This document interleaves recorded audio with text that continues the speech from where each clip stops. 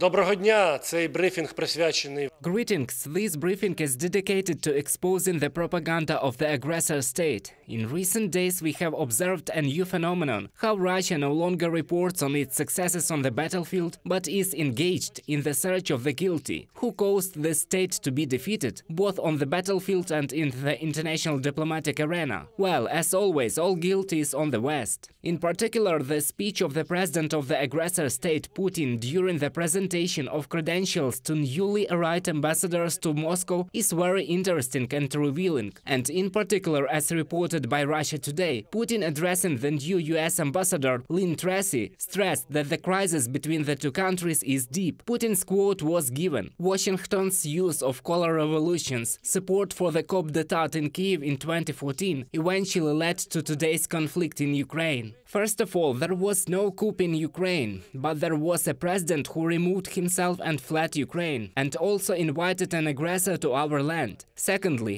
after that there were two presidential elections in Ukraine, where the leaders of Ukraine were elected twice by the majority of the population. Accordingly, any reference to the year 14 is simply inadequate in this context. And thirdly, Moscow's plan to return the fugitive president with the help of fake court decisions failed a long time ago, and there are no court decisions in his favor in any country in the world, as well as in international judicial bodies. Similarly, the Minister of Foreign Affairs of Russia, Lavrov, who visited Istanbul and said at a briefing, follows this propaganda line. The destructive line of the collective West led the Washington presupposes inflicting a strategic defeat on Russia. What is there to talk about? About the fact that Russia tries to explain its own defeats, not by the heroism of the Ukrainian armed forces, not by the decisive actions of the Ukrainian leadership, but believes and thus imposes on its own population the opinion that, as they say, Russia is at war with the West, that no Ukraine inflicts any defeat on them because it is humiliating for Russia itself. Of course, this propaganda trick is very easy to expose, but then Russia, through its own propaganda sources, promotes several other false theses, in particular about the alleged intention of Poland to occupy part of Ukraine. This thesis is not the first time that Moscow wants to use it to justify its own annexation of Ukrainian territory. So the Telegram channel of Kremlin, Laundry, reports about Poles who are going to take away the Lviv, Ivano-Frankivsk, Ternopil, Volyn and Rivne regions. Then a quote from this line Telegram channel: the dissolution of the borders of the Ukrainian state is planned not only in the Polish direction. Further, a river, an artificial territorial entity called Ukraine, will cease to exist. Of course, the purpose of this release is to explain why Russia attacked Ukraine. He said that other countries have the same plans. It is also a false interpretation of the words of the Ukrainian leader that Ukraine intends to join the European Union and NATO.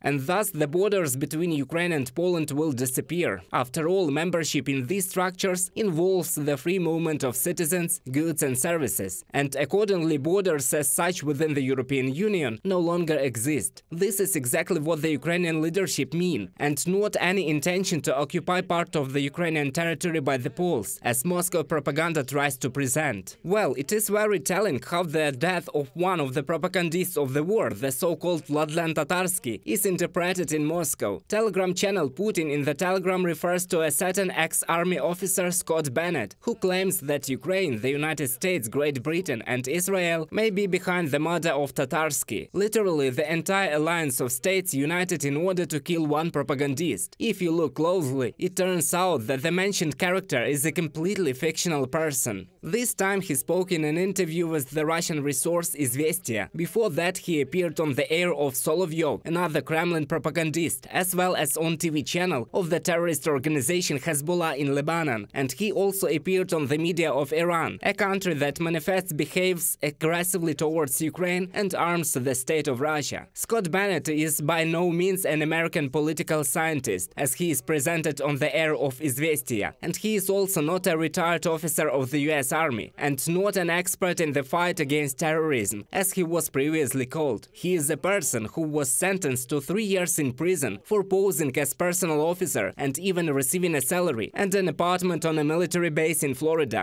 In the end, Bennett was arrested drunk and with a trunk full of weapons. After that, after serving his sentence, he began to appear on air of Russian propaganda media, such as Sputnik, Russia Today, as well as in media associated with terrorist organizations in the Middle East. Well, remembering this propagandist, let's say that the Moscow propagandist Margarita Simonyan is also trying to whitewash the Tatarsky military propagandist. In particular, his words that Russia should kill everyone in Ukraine, as well as rob everyone, as he claimed after the ceremony of illegal annexation of Ukrainian land in the Kremlin. She also claims that they say Tatarsky could not have said otherwise, because in Ukraine he was sentenced by the Kyiv authorities to prison, torture and humiliation. If you look at what Tatarsky was convicted for, he was convicted for robbing a commercial bank in Ukraine. He himself claimed that this is his own bank. That is, the propagandists and terrorists of the aggressor state cannot whitewash the propagandists and terrorists. At this, I will end the briefing with a traditional appeal not to watch the state terrorist propagandists, to trust to the Ukrainian TV channel Dom, the Ukrainian channel Freedom and the Ukrainian Foreign Service, which reports the truth in Russian and English, to trust the Ukrainian political and military leadership. See you.